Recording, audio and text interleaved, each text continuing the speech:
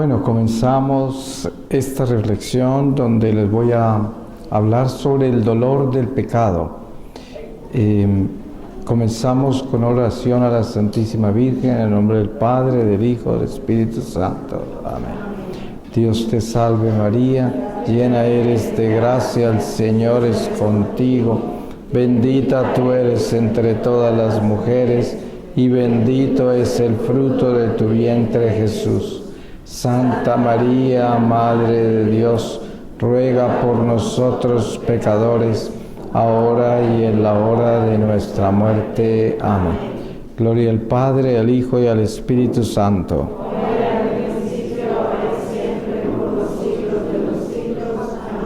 María, Reina de la Paz. Amén. Padre, Hijo, Espíritu Santo. Amén. Voy a comenzar con esta lectura de la primera carta de San Pedro, capítulo 2, desde el versículo 1.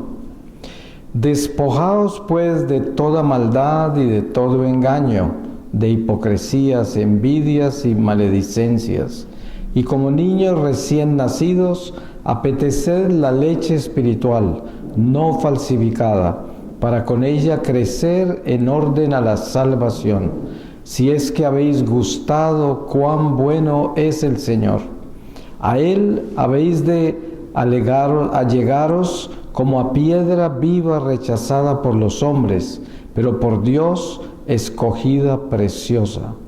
Vosotros, como piedras vivas, sois edificados como casa espiritual para un sacerdocio santo, para ofrecer sacrificios espirituales, aceptos a Dios por Jesucristo, por lo cual se contiene en la Escritura: He aquí que yo pongo en Sión una piedra angular, escogida, preciosa, y el que creyere en ella no será confundido. Para vosotros, pues, los creyentes, es honor, mas para los incrédulos esa piedra desechada por los constructores y convertida en cabeza de esquina es piedra de tropiezo y roca de escándalo. Rehusando creer, vienen a tropezar en la palabra, pues también a eso fueron destinados. Pero vosotros sois linaje escogido, sacerdocio regio, gente santa, pueblo adquirido para pregonar las excelencias del que os llamó de las tinieblas a su luz admirable.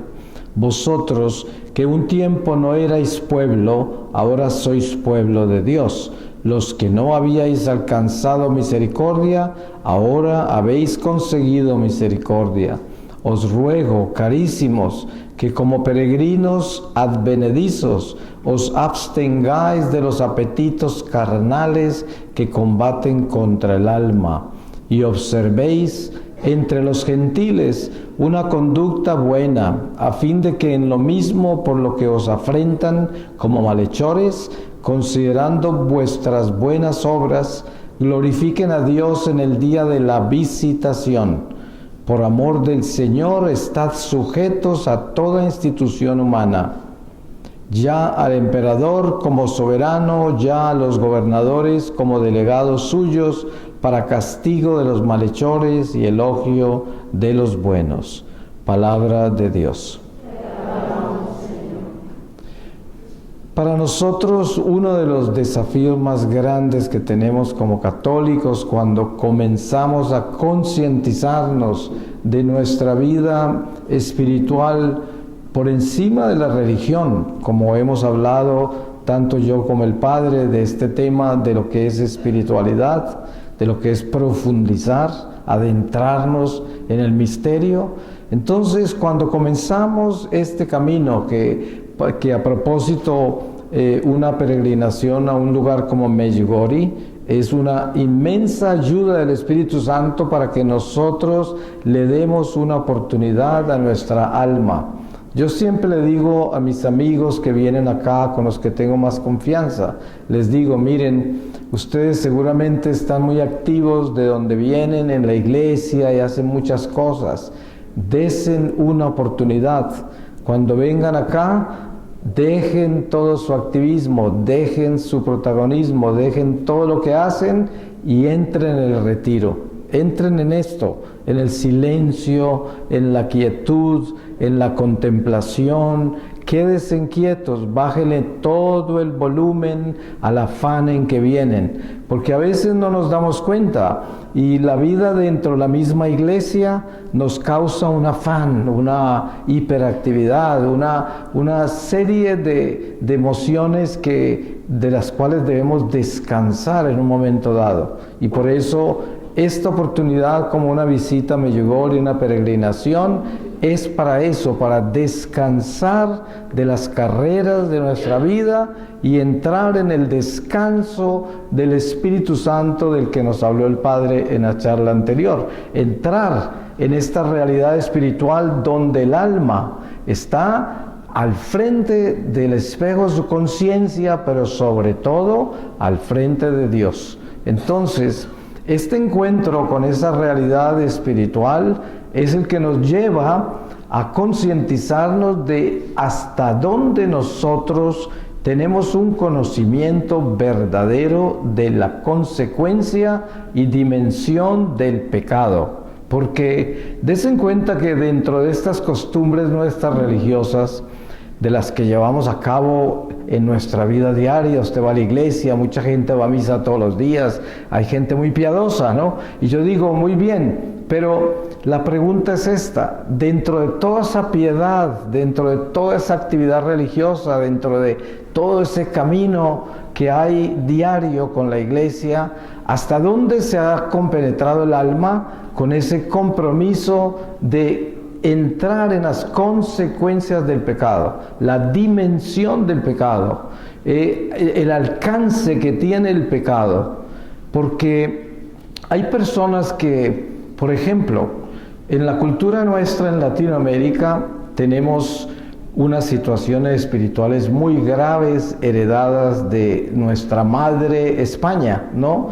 Los españoles llevaron a Latinoamérica el alcohol. Entonces hay alcoholismo en nuestra cultura. Llevaron el machismo, porque eso no existía en los indígenas, aunque existía en otra forma, pero llevaron esto del machismo, ¿no? El hombre que domina a la mujer y la tiene prácticamente como objeto, como esclava. Eso. Otro, la prostitución. Los españoles, en España la prostitución es legal y en toda Latinoamérica la prostitución es legal, ¿no? Y en todos los pueblos, en toda parte hay prostíbulos, y a los jóvenes, cuando son adolescentes, se los llevan a las prostitutas para asegurarse que no se vuelvan homosexuales, ¿no? Por ejemplo, y es una cultura antigua que viene así.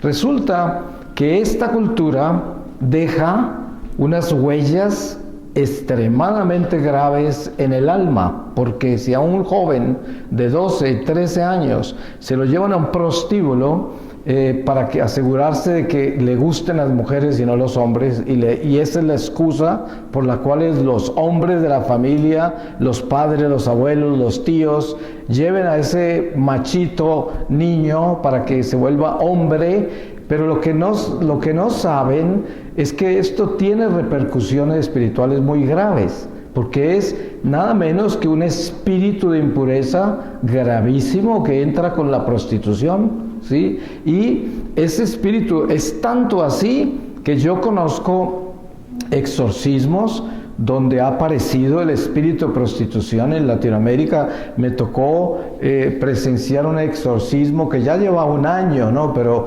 participé, el sacerdote me invitó con su grupo de monjas que lo acompañaban y estaban trabajando con un hombre que no solamente había estado envuelto con las prostitutas, pero trabajaba en un prostíbulo. Y el hombre se convirtió por un accidente que tuvo de automóvil, quedó muy grave, en coma, y en ese coma tuvo una experiencia de muerte con Dios, y cuando volvió entró en una conversión, pero descubrieron que el hombre estaba poseso, ¿no? Y esa posesión era y comenzaba por espíritus de prostitución. Entonces, muchas veces no se tiene conciencia de que la prostitución no es simplemente un pecado de impureza que uno confiesa y ya, se acabó. No, la prostitución ya tiene espíritus graves, ¿no? Porque una cosa es ser un adúltero, una cosa es la masturbación, otra cosa es la pornografía, otra cosa es la promiscuidad en sí, pero otra cosa es la prostitución, ¿no? Entonces, todo esto lo digo yo por esto, porque si estamos hablando de la dimensión del pecado, tenemos que darnos cuenta que hay pecados que tienen una dimensión mucho más profunda de lo que uno puede calcular. Y por eso, cuando uno ha estado envuelto, y especialmente a nosotros que hemos crecido en esta cultura hispano-latina, que es la herencia española, como yo les cuento, tenemos que tener mucho cuidado hasta dónde nuestro pecado se ha penetrado, ¿no? Y qué dimensión tiene. Pero fuera de concientizarnos de la dimensión del pecado, del sentido del pecado, también tenemos que concientizarnos de otra cosa, y es el dolor del pecado. Ustedes saben que una de las causas más comunes para que un alma de un católico termine en un estado purgatorial es por la falta del dolor del pecado. Porque si el pecado no ha llegado a la reparación, a la enmienda, por medio de un arrepentimiento sincero, una contrición sincera, que sea tan sincera que duele de sincera, entonces eso es un pecado que no se ha reparado, no hay enmienda y por lo tanto hay purgatorio. Eso es, ¿no? Y es muy importante tenerlo claro, porque quizás la doctrina nuestra no llega necesariamente a las profundidades de la necesidad del alma en este nivel, porque la doctrina nos muestra el camino, nos enseña cómo debemos comportarnos de acuerdo a lo que nos enseña la Iglesia, pero es responsabilidad del alma de concientizarse en la dimensión del daño que hace el pecado. Por ejemplo, el catecismo nos puede decir no matar, honrar padre y madre a través de los mandamientos que nos enseña la Iglesia y que nos reveló el Señor. Y nos puede enseñar muchos detalles sobre el purgatorio, que es un dogma de la Iglesia. Nos puede enseñar muchos detalles sobre la Inmaculada Concepción, sobre esto y aquello. Pero nosotros tenemos una relación personal con el pecado. Solo usted sabe lo que usted hizo en la cocina de su casa ese día que usted agredió verbalmente y con odio y con una fuerza increíble de maldad a su abuela, y la hizo llorar y la humilló y la hizo sentir mal. Solo usted sabe lo que hizo. Solo usted conoce la dimensión de ese momento, de ese pecado. Solo usted. Porque miren que muchas veces hay personas que dicen algo y la persona a quien ofenden se destruye con lo que uno dijo. Y uno dice, pero si no le dije tanto, si no fue tan grave, si es que yo no quise hacerle tanto daño. Pero lo que sucede es esto: cuando el corazón se inclina hacia el mal y usted tiene la intención de hablarle a otra persona para ofenderla, entonces en ese momento usted está en el peligro de que tenga apoyo espiritual, de que tenga apoyo del mal. ¿Y qué sucede cuando está el apoyo del mal? Sucede que el demonio sabe qué palabra utilizar para hacerle daño al otro. Exactamente qué palabra. Una palabra que para uno de pronto no es muy significativa, pero para el que la va a escuchar sí es significativa y sí le hace un daño inmenso. Y termina uno sorprendido de cómo es posible que haya causado tanto mal cuando yo no pensé hacerle ese tipo de mal. Esa palabra que yo usé no era tan grave. Pues sí era grave, porque usted entró en comunión con el mal. Por eso, ¿por qué? Porque los sentimientos de su corazón no eran buenos para empezar, ya eran malos.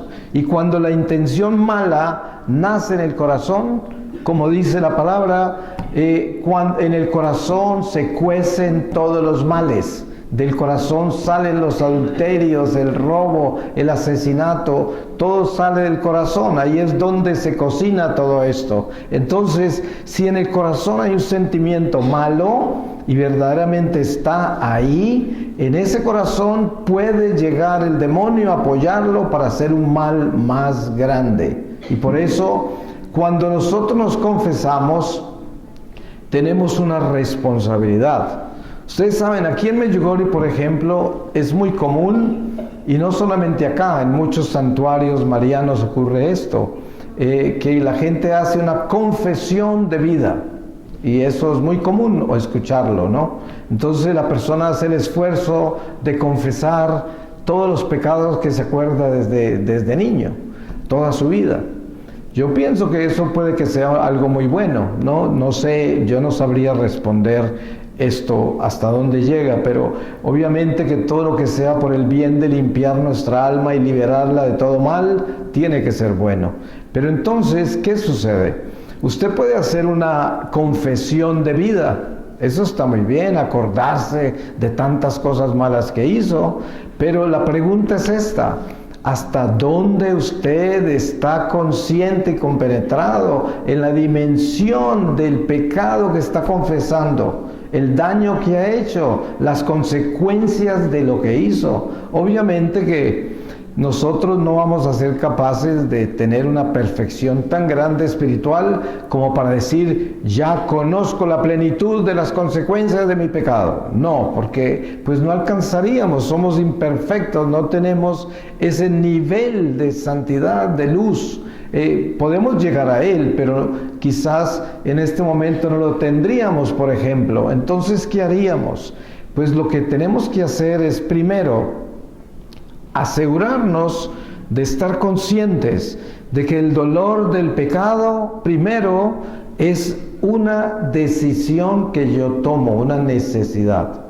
No sé si ustedes en algún momento han tenido, esta experiencia de que comienzan a pensar en algún pecado que cometieron y están allí recreando ese momento y se acuerdan de la persona a quien le hicieron daño o a quien seducieron para ese pecado o cualquiera que sea la dimensión de ese pecado.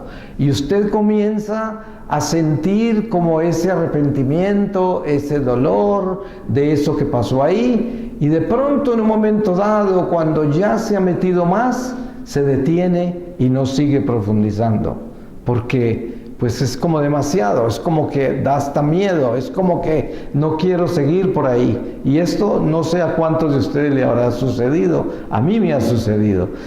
Y le toca a uno volverse muy valiente, muy fuerte, para atreverse a seguir metiéndose por ahí y llegar a sentir lo que hizo de verdad y pensar qué daño le hizo al otro, porque a veces no se da uno cuenta que, por ejemplo, un pecado de impureza sexual es un pecado que envuelve dos personas. Hoy, como está de depravado este mundo, ya es el mundo de las orgías, o sea que los pecados sexuales envuelven 20, ¿no? Porque el hombre está degenerado y ya no son dos, son muchos, pero supongamos que son dos. Usted tiene un pecado de impureza, pero usted es parte de la impureza del otro también. Usted está unido. Por eso la palabra dice, cuando te unes a una prostituta, te unes en una sola carne. Es como cuando tú te casas por la iglesia en el sacramento del matrimonio, ¿qué nos dice a nosotros la iglesia? Te conviertes en una sola carne. Pero una carne en santidad, porque es sacramental. Por eso el matrimonio es el camino santo a la procreación, a la sexualidad natural en Dios, y lo que está abierto a la impureza, pues es todo del mal. Entonces, cuando una persona se une a otra para fornicar, cualquier pecado de impureza que sea, se une en una sola carne de maldición. de impureza. Entonces, esto ya de por sí hace que usted también lleve la culpa que lleva el otro también. Usted se une a un mal, y es un mal común, es un mal entre personas. Yo les pongo un ejemplo. Dentro de la experiencia mística que yo tuve, que les conté el primer día acá, tuve una experiencia en el lago donde vi mis pecados y todos esos demonios de mis pecados mortales de 33 años. Uno de los pecados que vi fue un pecado de adulterio. Yo estaba casado, tenía 22 años. En la Universidad de Hamburgo pertenecía a unas clases de drama. Y entonces producimos una obra de teatro de un productor, de un escritor alemán antiguo, que era una obra con mucha sexualidad. Resulta que yo era el actor principal con una actriz alemana y nosotros preparamos la obra con otros 5 actores, y en la cafetería de la universidad un día, todo esto lo vi cuando el Señor me lo mostró, porque a mí se me había olvidado totalmente. En la cafetería de la universidad, esta actriz y yo decidimos que un acto sexual que no era necesario, que era absolutamente innecesario, que lo íbamos a hacer. Sí, solo que para volver el acto más real, pero realmente lo que estamos haciendo ella y yo era que estamos planeando un pecado, porque los dos teníamos una atracción por los dos. Entonces, claro, desde ese día por la tarde comenzamos a ensayar. ¿Se imaginan ustedes? Pasaron 3 semanas antes de la obra y todos los días por la tarde ensayábamos. ¿Y qué ensayábamos? Pues el pecado. Estábamos cometiendo adulterio los dos porque ella también estaba casada. Pero lo que el Señor me mostró fue, primero, nos unimos en una carne de maldición los dos. Y luego nosotros pervertimos a toda la gente que iba a la obra. Y la obra la presentamos por un mes. Y era todos los sábados, 4 veces. En cada función habían unas 100 personas. Entonces la presentamos como a 400 personas. Esas 400 personas fueron pervertidas por nosotros. Y esas personas que estuvieron en la obra de teatro salieron a pervertir a otros porque llevaban ese pecado alimentado, y quién sabe cuántos otros pecados salieron de ese teatro por consecuencia de la obra que yo organicé. Pero miren otra cosa espantosa. Dentro de lo que vi, aparecía yo con esta mujer y podía ver que habían un solo cuerpo con 4 brazos, 4 piernas, 2 cabezas, y se movía por todo el escenario donde estábamos en la obra de teatro. Parecía un monstruo, pero éramos nosotros.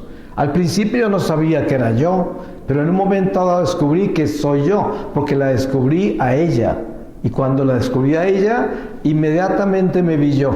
Pero des en cuenta que pasaron tantos años, incluso después de que el Señor me reveló eso y yo regresé a mi vida común, de regreso a la iglesia, y empecé a confesarme con frecuencia, ese pecado todavía no aparecía, hasta que un día estaba yo en Nueva York y pasé por una calle donde están todos los teatros y había una obra anunciada que tenía más o menos las mismas características de esa obra en la que yo actué en Hamburgo, y inmediatamente me regresó ese pecado. Y entonces ese día, al frente de ese teatro, yo no sé cuánto tiempo estuve al frente de ese cartelón que había ahí anunciando esa obra, pero estuve ahí destruido, con un dolor impresionante, como que no podía caminar. Y así continué.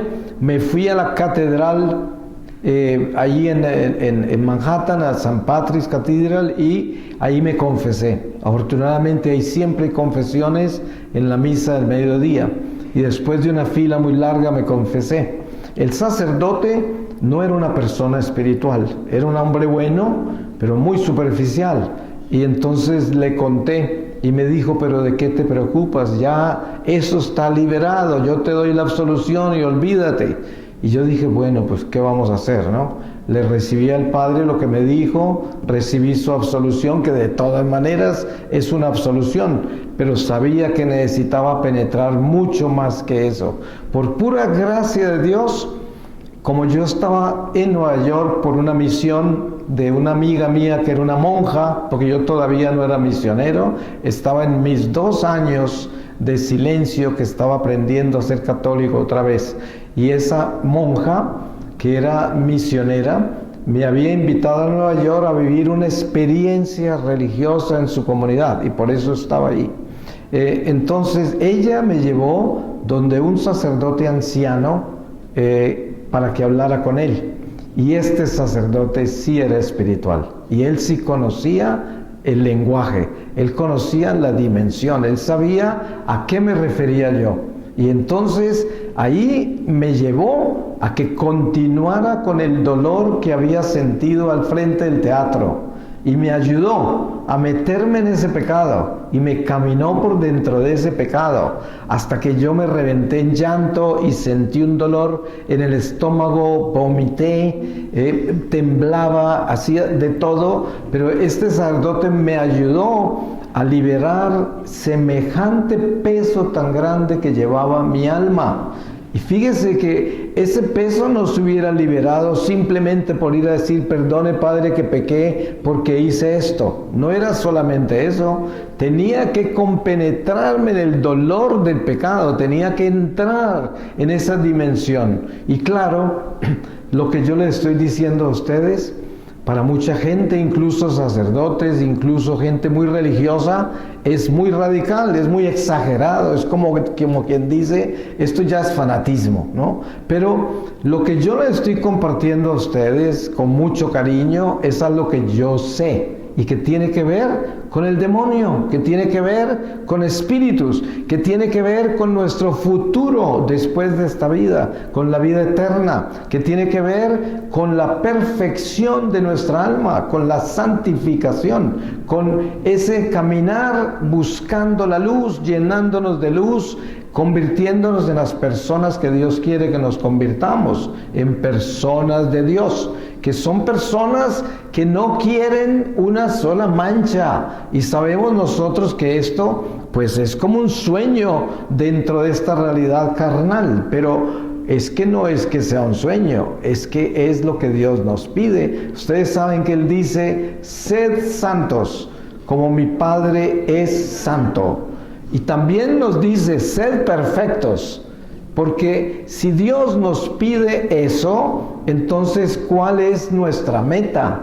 Nuestra meta es esa. Porque miren ustedes el Evangelio de la Misericordia de hoy. Hoy estamos llenos de un Evangelio nuevo que nos advirtió San Pablo. Y es, no sean tan duros, el Señor los quiere así como son. No se van a volver perfecticos ni santicos, ni lo sueñen. Ahí sigan ustedes haciendo lo que pueden, vénganse a confesar con frecuencia y tranquilos. No exageren, no se metan por allá. Entonces, estas cosas de ser santos y perfectos, eso hay que interpretarlo bien, porque el Señor no quería decir eso tan exagerado como usted cree. Y este es el Evangelio de la Misericordia que todo mundo grita, ¡aleluya! Y aman a los que predican así. Cuando van donde un curita que habla así, donde un predicador que predica así, todos lo aman, quieren estar con él y creen que es el más fabuloso de todos, porque ese sí tiene caridad, ese tiene caridad. Desen cuenta de esto, en el mundo que vivimos hoy, todo tiene un proceso. Hoy, ¿qué es lo que más abunda? La terapia. Todo es terapia, ¿cierto? Todo. Y todo es un proceso.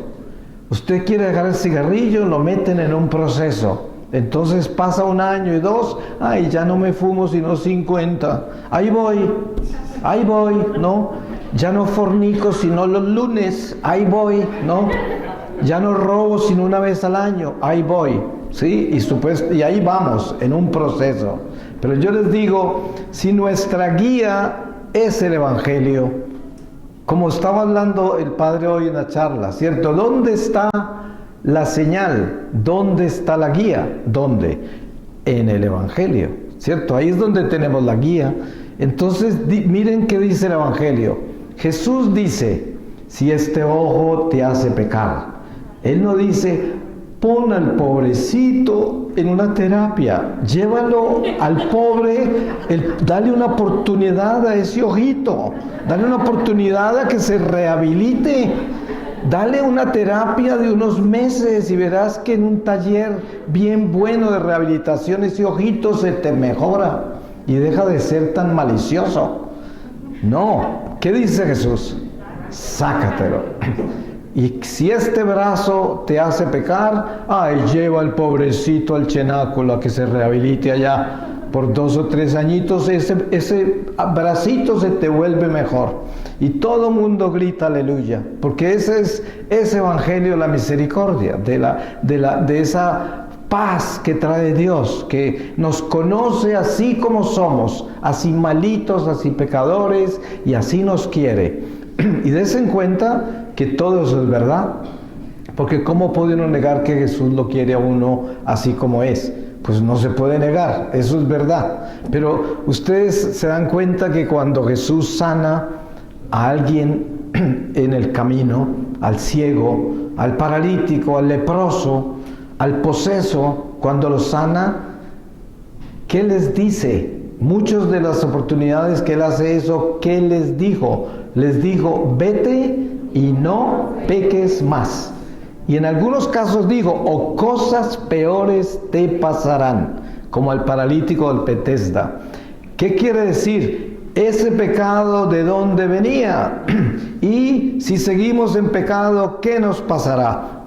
Por eso, este evangelio de la misericordia falso de hoy, hay que tenerle mucho cuidado, porque sigue la verdad caminando, y la verdad es o sí, sí, o no, no. Es blanco y negro, soy de Dios o soy del diablo. Así de sencillo. Entonces, yo quiero santificarme, yo quiero buscar la perfección que Dios me pide, yo tengo que ponerle el hacha a la raíz, como dice San Juan Bautista.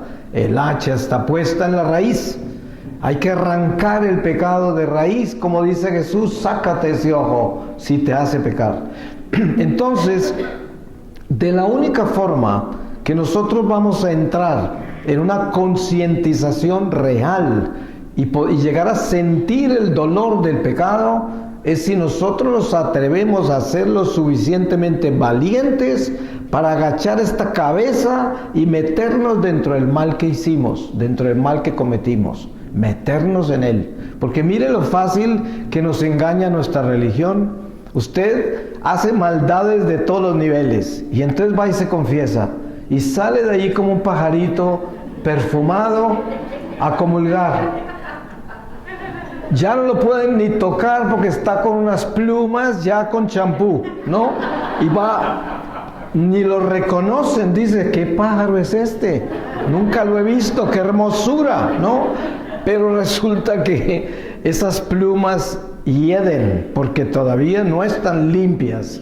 Porque estar perdonado, eso no quiere decir estar reparado o enmendado. Y a muchos católicos se le olvida que el principio de la absolución en la confesión es la enmienda y reparación que apenas sí comienza. Quiere decir, yo me restablezco en mi amistad con Dios, con la confesión. Reanudo una amistad que había perdido por haber pecado. Y renuevo esta amistad, pero empiezo ¿qué? Un camino nuevo de fe, de fidelidad, de amor. Y tengo que caminar en ese camino enmendando el mal que hice, reparándolo. ¿Cómo? Pues hay muchas formas. Hay pecados que uno cometió que puede remediar porque todavía hay posibilidades de remediarlo. Hay otros que no puede. Pero sin embargo, por ejemplo, hay gente que comete un aborto o participa en un aborto y se convierte en un apóstol pro vida. Es un medio extraordinario de reparar y enmendar un pecado tan grave como ese. Otras personas que viven del robo por mucho tiempo y le hacen daño a mucha gente y no pudieran nunca reparar esos pecados por todo el daño que hicieron. ¿Qué hacen? Se dedican a vivir honestamente y a predicar esa honestidad en toda oportunidad que tienen, a enseñarla, a dar ejemplo, a vivir para esa virtud, a vivir en esa obediencia para nunca más entrar en ese pecado. Y cada pecado tiene una forma de enmendarse, una forma de repararse, y el Espíritu Santo nos da a nosotros esa sabiduría. Porque miren algo que yo he aprendido. ¿Cuántas veces uno piensa querer confesarse y de pronto como que no tiene pecado, como que no aparecen? No, pues ¿de qué me confieso? Ay, yo no me acuerdo de nada.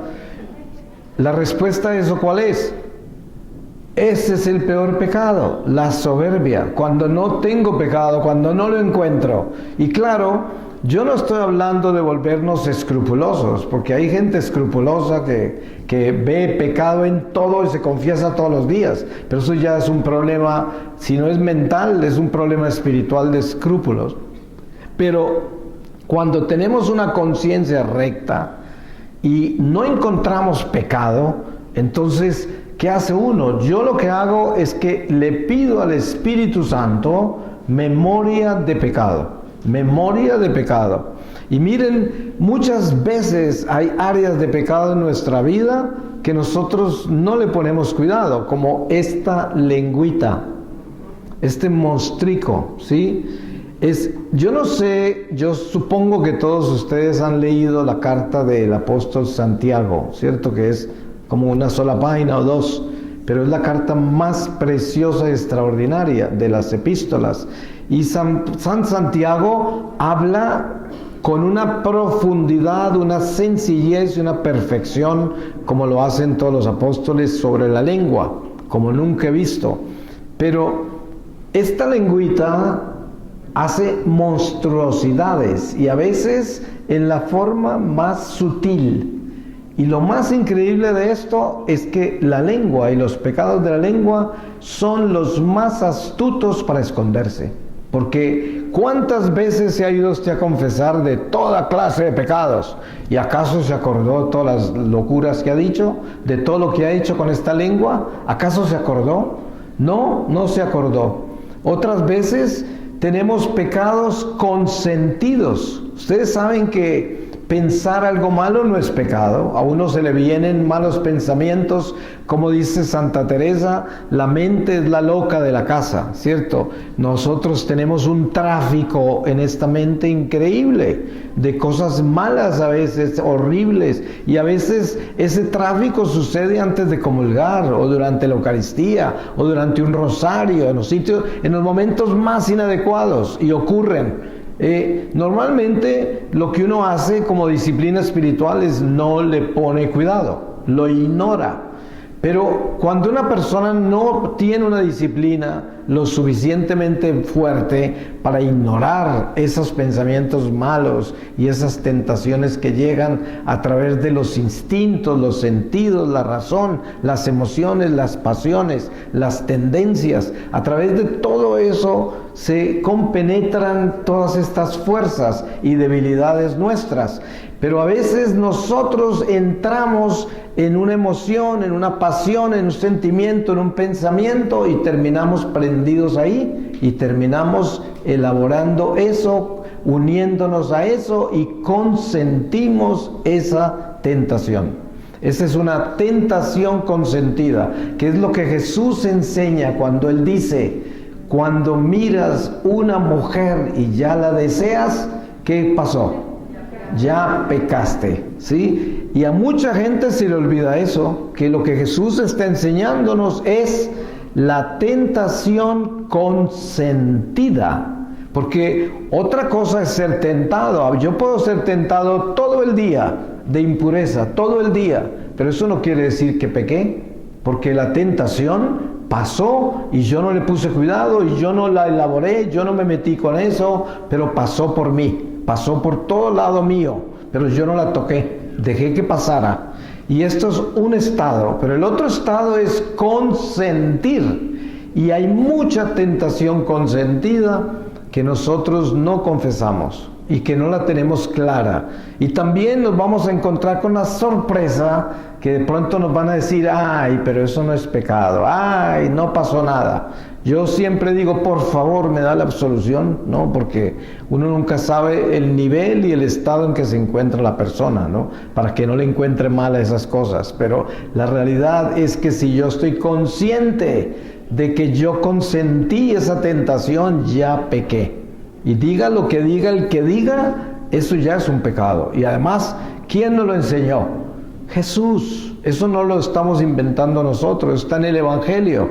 Entonces, es muy importante que nosotros, sin volvernos escrupulosos, entremos en la profundización de nuestros pecados hasta sentir el dolor. Es más, yo les aconsejo algo, por experiencia personal, y es algo que usted no lo va a leer en el catecismo, porque no es doctrina, pero sí lo puedo compartir como una experiencia personal, lo cual no es pecado hacer.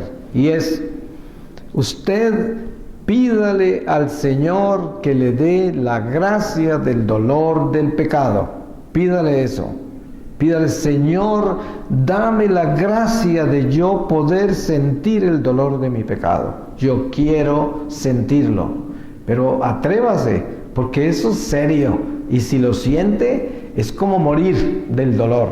Es porque duele mucho.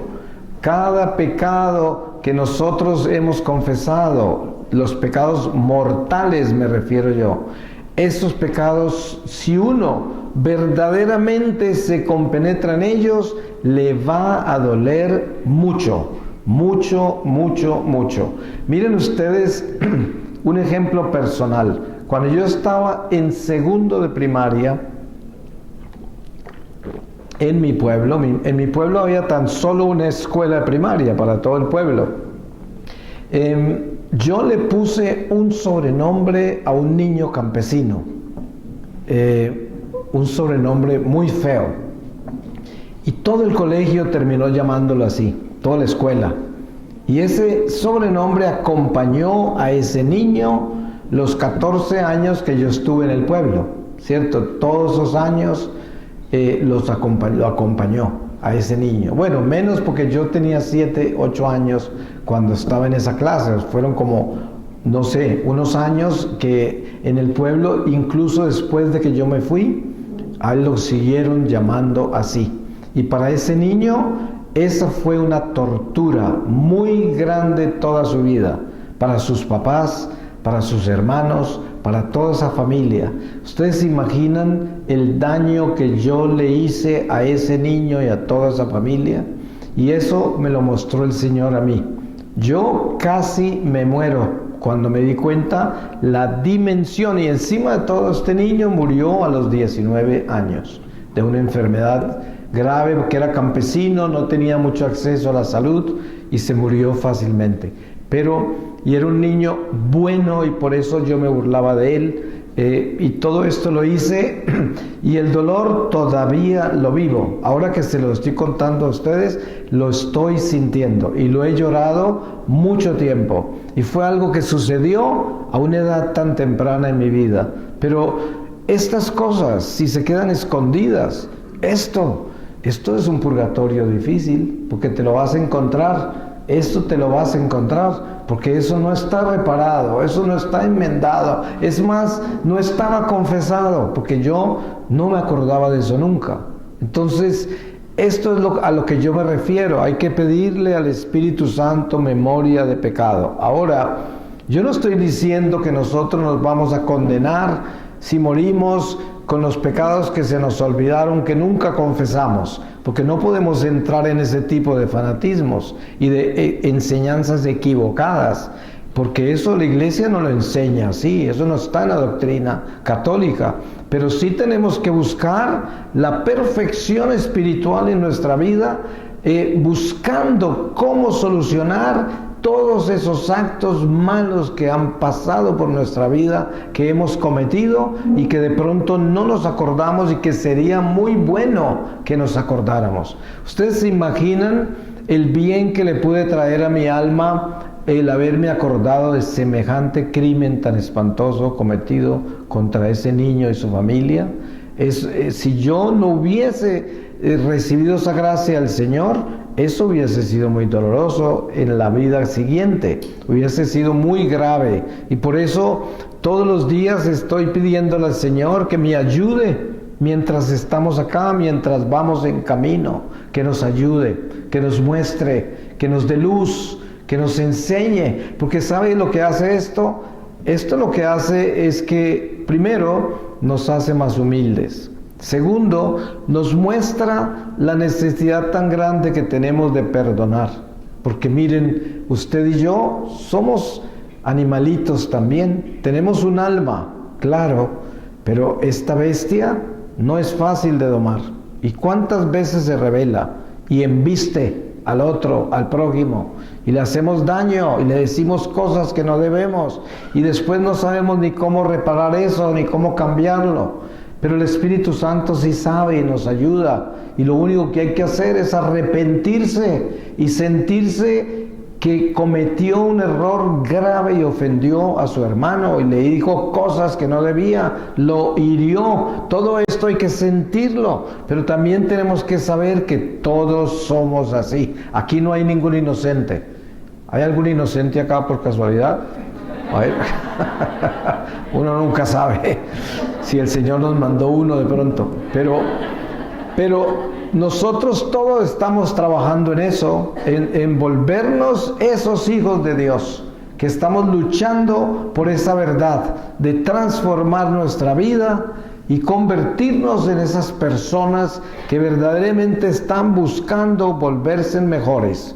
Y miren, el regalo más grande que podemos recibir en esta peregrinación en Medjugorje es poder regresar a casa sintiéndonos mejores personas.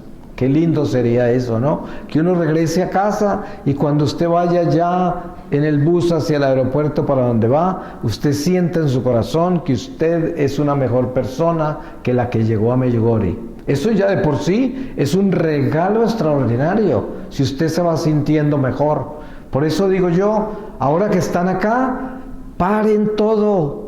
Dejen el bullicio, dejen la carrera, dejen todo eso, déjenlo y relájense, entren en el Espíritu, entren en la contemplación, en la oración, en el silencio. Cierren esta boca y dedíquense a pensar en el Señor, a pensar en las gracias que hay acá, a vivir con delicadeza en el silencio de este momento, y se darán cuenta la sanación que vivirán. Lo que el Padre estaba pidiendo hoy en la misa durante su homilía, que hizo esta oración por nosotros, qué importante que es entrar en estos estados de sanación, que el Espíritu venga y nos sane, que nos ayude, tantas cosas que tenemos que sanar, tanta herida, tanto resentimiento, tanta confusión y tanta maldad, porque es que tenemos que reconocer, dentro de nosotros habita una savia que es mala. Ahí está el bien y el mal y circula por dentro de nosotros. Como dice San Pablo, en nosotros hay una mancha que nos inclina a pecar. No es nosotros, pero está en nosotros y nos inclina. Por eso más adelante dice, el mal que no quiero hacer es el mal que termino haciendo. Y esta es nuestra naturaleza y todos lo sabemos. Y por eso debemos ser humildes. Yo lo miro a usted y yo tengo que acordarme. Yo soy un pecador como usted y tengo que amarlo y perdonarlo. Y yo pido a Dios que usted también me perdone a mí. Eso es. Y así debemos vivir. Yo le he hecho daño, pues le pido perdón, pero al mismo tiempo yo espero que usted también me perdone a mí. Y debemos vivir en este ritmo, en esta armonía con Dios, como pecadores, como gente imperfecta, como gente que tiene toda clase de problemas, pero que estamos caminando hacia la luz, que estamos caminando hacia el Señor. Y eso es lo que estamos haciendo. Y eso nos hace humildes, nos hace pequeños, porque es muy fácil engrandecerse. Es muy fácil con el orgullo caminar y en este pedestal humano en el que nos encaramamos, al que nos subimos y hablamos desde el podio de nuestro orgullo. ¡Qué peligro! Este es el podio del demonio. Eso no viene de Dios. Eso no es del Espíritu Santo. Por eso tenemos que bajarnos de ese podio y entrar en esa amistad, en esa verdadera sinceridad entre nosotros, reconociéndonos tal y como somos y sin ignorar en ningún momento quiénes somos, y tener en cuenta que el Señor quiere que nosotros entendamos que Él nos ama, pero que Él quiere que nosotros hagamos nuestro trabajo. Es importante acordarse de eso, que Él quiere que nosotros hagamos nuestro trabajo. Voy a terminar leyéndoles a ustedes de la primera carta de San Juan, capítulo 4, desde el versículo 1. Carísimos, no creáis a cualquier espíritu, sino examinad los espíritus si son de Dios, porque muchos pseudoprofetas han salido en el mundo. Podéis conocer el Espíritu de Dios por esto. Todo espíritu que confiese que Jesucristo ha venido en carne es de Dios, pero todo espíritu que no confiese a Jesús, ese no es de Dios, es del anticristo, de quien habéis oído que está para llegar y que al presente se halla ya en el mundo. Vosotros, hijitos, sois de Dios y los habéis vencido, porque mayor es quien está en vosotros que quien está en el mundo. Palabra de Dios. Es muy lindo este pasaje. Yo siempre le recuerdo a mucha gente que anda como loca con lo del anticristo, que ya viene, que ya apareció. Y miren, más de 2000 años atrás, ¿qué dice San Juan? El anticristo ya está entre nosotros. Todo el que niegue a Cristo como el Señor es parte del anticristo, porque hay dos cuerpos místicos: el cuerpo místico de Cristo, que es la iglesia, que somos nosotros, y el cuerpo místico del demonio, que es toda la gente que está contra Dios y que no es de la luz, son el cuerpo del anticristo. O sea que el anticristo está entre nosotros, solo que al puro final habrán cabezas del anticristo, una persona que puede ser un rey, una persona que es el más poderoso en el mundo, pero que es cabeza ¿de qué? De todos los que son miembros del mal en el mundo. Amén.